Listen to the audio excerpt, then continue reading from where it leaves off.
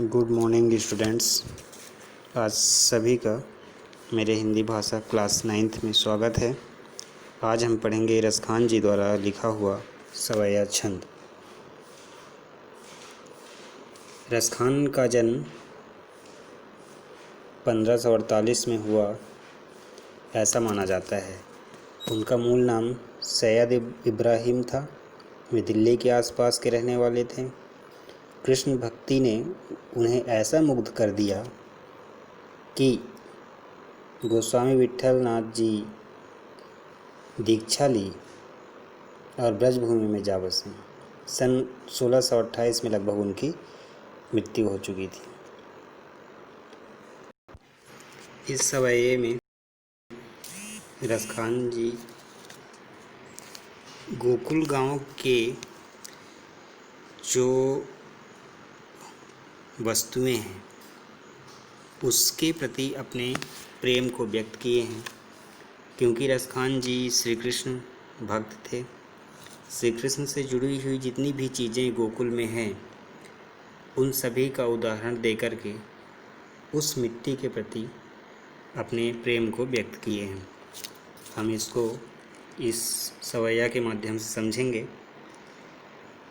रसखान जी कहते हैं कि यदि मुझे अगले जन्म मिले, अगले जन्म में मैं मनुष्य बनूं। मानुष का मतलब होता है मनुष्य।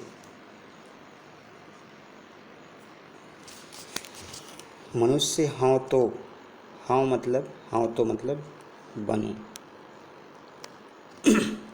यदि मैं मनुष्य बनूं तो बसां ब्रज। बसां का मतलब होता है बसना या रहना। अगर मुझे अगले जन्म में मनुष्य का रूप मिले तो मैं गोकुल के गांव के, ब्रज में जो गोकुल का गांव है वहाँ जाकर, ग्वारन का मतलब होता है ग्वाल, ग्वाले, वहाँ जाकर ग्वाले के बीच में रहना चाहूँगा। जाओ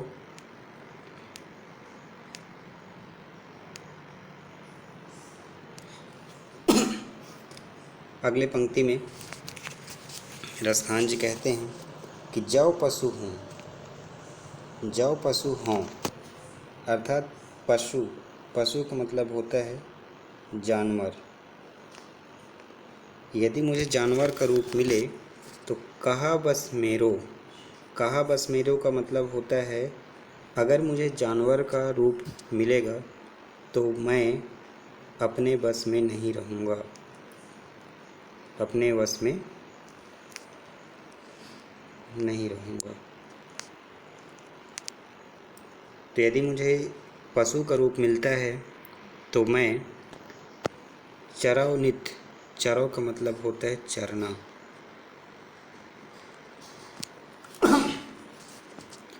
नित मतलब हमेशा। यदि मुझे पशु का रूप मिलता है तो मैं रोज प्रतिदिन नंद बाबा के धेनु मतलब होता है गाय के, नंद बाबा के गाय के मंझारन का मतलब होता है बीच में, मंझारन मतलब बीच में जा करके चरना चाहता हूँ। एक बार फिर सुनेंगे। रसखान जी कहते हैं कि अगला जन्म में यदि मेरा पशु का हो, अगर मैं पशु बनूं तो मैं अपने बस में नहीं रहूँगा, क्योंकि मैं दूसरे के अधीन रहूँगा। तो मैं ऐसे समय में नंद बाबा के गायों के बीच में जा कर के चरना चाहता हूँ। अगली पंक्ति में रसखान जी ने कहा है कि पाहन हो तो, यदि मैं पत्थर, पाहन का मतलब होता है, पाहन मतलब होता है पत्थर। यदि मुझे पत्थर का रूप मिलता है तो वही गिरी, गिरी का मतलब होता है पर्वत।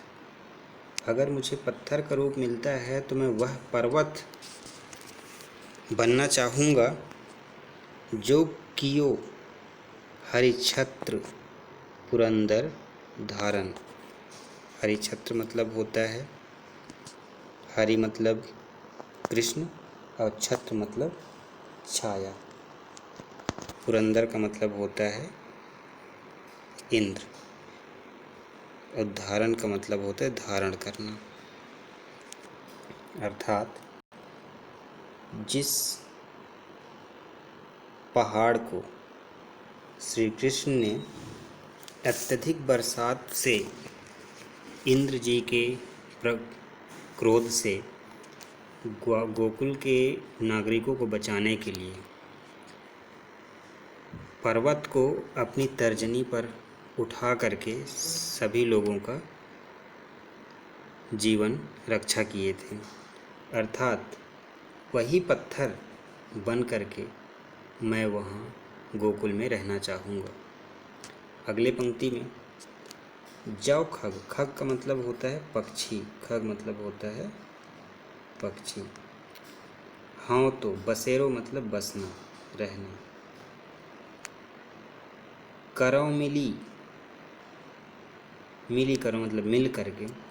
कालिंदी मतलब होता है यमुना। कूल का मतलब होता है तट या किनारा। कदम की डाल अर्थात कदम वृक्ष के डाल में। जाओ खग हाँ तो बसेर करो। रसखान जी अंतिम पंक्ति में कहते हैं कि यदि मुझे पक्षी का रूप मिले तो मैं वहीं गोकुल गांव के किनारे, जो यमुना नदी के किनारे कदम का वृक्ष है, तो उस जहाँ पे श्री कृष्ण बैठकर बांसुरी बजाया करते थे, उस कदम के डाल पर मैं बसेरा करना चाहता हूँ। इन पूरे सवये का भावार्थ है कि रसखान जी कहते हैं कि मनुष्य हाँ तो रसखानी बसाऊँ, ब्रज गोकुल गांव के ग्वारन। हे ईश्वर, अगर मुझे अगले जन्म में मनुष्य का रूप देना तो मैं ब्रज में गोकुल के गांव में ग्वालों के बीच में रहना चाहता हूँ।